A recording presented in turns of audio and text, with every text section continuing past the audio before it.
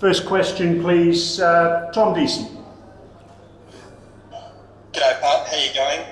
Just hoping you could sum up that last day and how that all played out. And is that the flattest pitch you've ever played on? Yeah, turned up this morning, probably hoping to get a bit of a lead with the bat.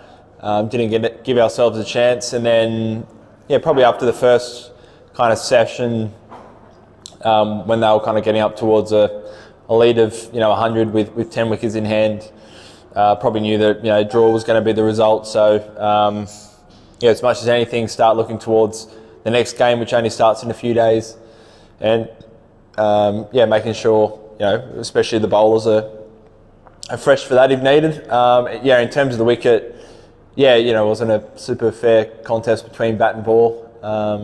Played on a couple of them, but that was right up there. And Pat, I appreciate in hindsight having two spinners might not have made a difference on that deck, but given what you've seen in the condition series, is playing two in the next test sort of almost you can pretty much bank on that will be what you guys will lean towards, you think? We'll have a look at the wicket first. I think it may have been helpful here, but I don't think it would have made too much of a difference. Here you're probably expecting more up and down bounce and reverse swing, which is lends more support to the fast bowlers rather than spinners. From our intel from Karachi into Lahore's probably a second spinners probably the way to go, but we'll have a look. Al Farrell, please.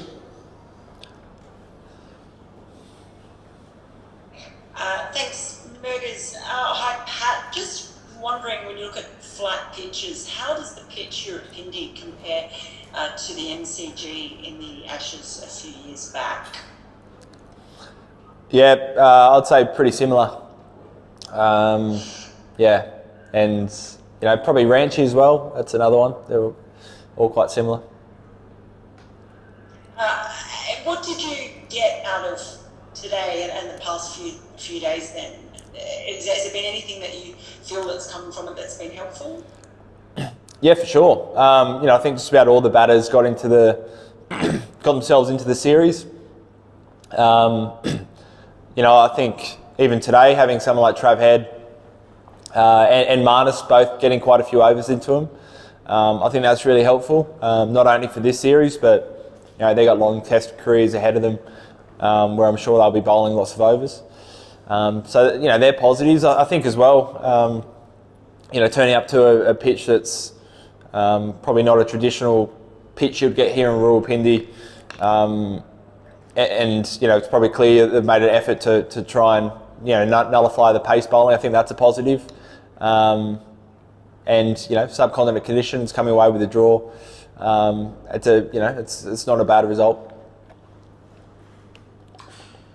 Danielle of Cricinfo, please. Thanks. Thank you. Hi, Pat. I was just wondering, with a pitch like this, is it difficult to assess how well the bowlers perform? Because obviously the numbers, you might argue, don't tell the full story, but with the number of runs that you scored, it's difficulty taking wickets.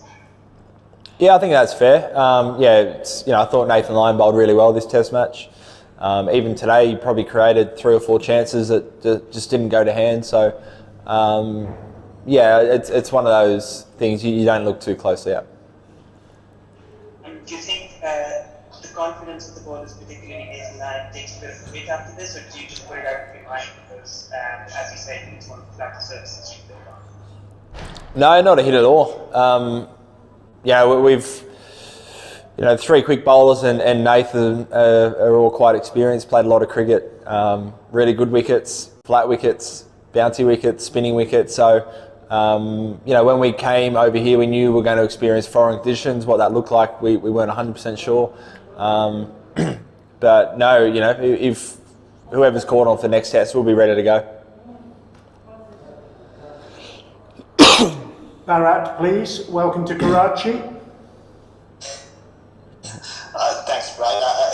Just to follow up on that question, we hear captains when they talk about bowling on flat wickets, about making investments, especially long series. So do you think, as a bowling unit, you did enough right things where you think they'll bear fruit as the series wears on?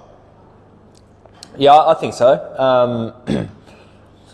I think we all tried different things. We didn't leave, anything that I can think of that I thought, wish we tried that and had a look at that. I think all the quick bowlers, although we've spent the best part of 3 days out in the field, I think we've all bowled around about 25, maximum 30 overs each, which is, in comparison to a lot of Australian Test matches, is actually a pretty light workload. Didn't get a huge look at reverse swing this test, but that might come into it later on. But no, I was really happy with how everyone went, and everyone's come through unscathed. And just on the reverse swing part, there's always talked about Test cricket in Pakistan, how you take care of the ball, and over the last 5 days, do you think as a unit you got around it and you are getting better at it? Potentially, I think the weather plays a pretty big part as well. There was a lot of moisture on the ground, especially the first 4 days. It's something we'll keep talking about and trying to make sure it's a factor in the series. But I think we've got pretty good plans. Scott Bailey, please. Just one on DRS. Did you see the replay of that one today that you probably could have had overturned? And do you think you were 0 from small ones that could have got overturned this test? But you kind of hyped that, especially today's one, given, dare I say, a bit sensitive play wasn't as nice in it? Did we miss one, did you say? Yeah, Imam on 96, Marnus had him for and then brushed the bat. All right. Which was that one? Yeah, bat. I think you kind of laughed it off from memory. It was just before you reviewed the next one. All right. No, I didn't even hear that. Look, we've tried to systemize it a bit. I think the one down leg side later on was a bit of a stab in the dark. But other than that, I think we've got some pretty good processes in place that worked for us in the Ashes. So it's pretty tough. There's a reason why the umpires don't get everything right. There's a lot of things that happen really quickly. So keep trying to get better, keep reviewing. But didn't hear about that Marnus one. Sorry to break it, yeah. That's right. Just another one too, mate. If you do look at two spinners for your next test, do you sort of feel like the variation of having a wrist spinner and finger spinner is the way to go? Yeah, potentially. I think we'll have a look at the wicket before making up our mind. I think it is an asset for sure, having a wrist spinner. It's something a bit different, and Swepo's been bowling beautifully. So we'll get to Karachi and have a look. But absolutely, Swepo's as a wrist spinner is a huge chance. We play two. Thanks, mate. 4 more now, please, starting with Peter Lawler. Pat, just asking for a couple of social observations. First, 5 days in front of that Pakistan crowd, is there anything unique about them that you explore, any impressions that you gain? And also, 10 days in the bubble, how's that going?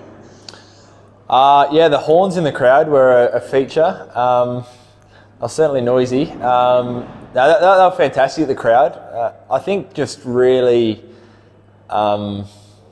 just positive overall. Even, I saw late in the day, Davey was on the fence, Smithy was on the fence, and they were cheering them on. So a really, passionate crowd for obviously Pakistan, but really respectful and great for our players as well. So I've loved that. Even every time we walk off the field, they're chanting and trying to get waves from our players, which is awesome. 10 days in the bubble has been totally fine so far.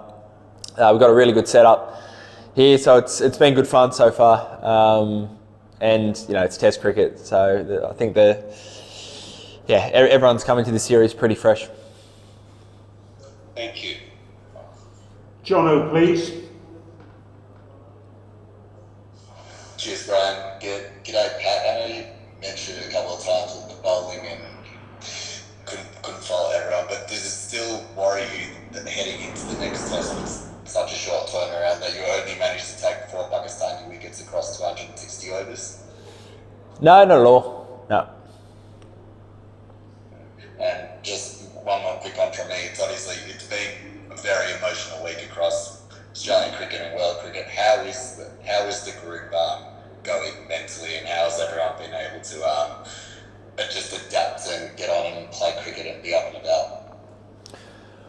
Yeah, it's been a really tough week. I think a few members were closer to Rod or Shane than others, and everyone deals with it slightly differently. But just been really open, trying to share stories and talk about it. I think everyone's still probably like the rest of the world, just in a bit of disbelief, especially the Shane passing of Shane. It happened so suddenly.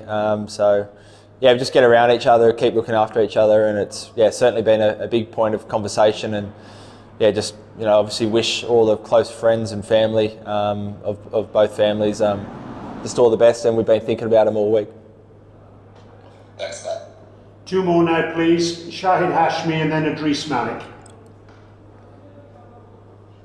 Good evening, Pat. Do you think such pitches are bad adverb for Test cricket, and this one is spoiling the occasion, a memorable occasion? Yeah, it's probably for the fans and the commentators and such to talk about. I think as a player, you always want kind of a really good, fair battle between bat and ball. That's when I think Test cricket's at its best and most rewarding as a player. It's probably up to the fans and you guys who kind of watch it from the outside to kind of judge the spectacle. Idris Malik, please. Thank you, Brad. Pat, definitely you played a very nice test and a wise decision to save your bowler's energy. What do you say the 400s on a top class pace attack? How you comment, especially Imam back-to-back 100? Yeah, I thought the Pakistani batters batted really well the whole game. They got themselves in, and then once they got themselves in, were able just to tick over the score. So I thought they all batted really well. We'll spend the next couple of days reviewing it, having a look at maybe different plans ahead of Karachi. Expecting probably different conditions as well. But I thought overall they batted really well. They won the toss and made the most of it. Zahid Farouk Malik, last question now, please.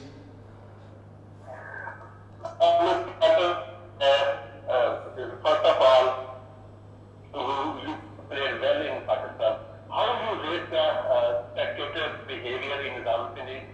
And what do you say about the security arrangements by Pakistan? I think I got that. The behaviour's been great.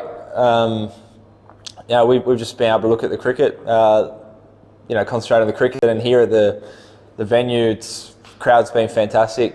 In our bubble at the hotel, the staff and people we interact with have been fantastic, so accommodating. So, just can't thank PCB, Cricket Australia, everyone for bringing it together and all the support we've had.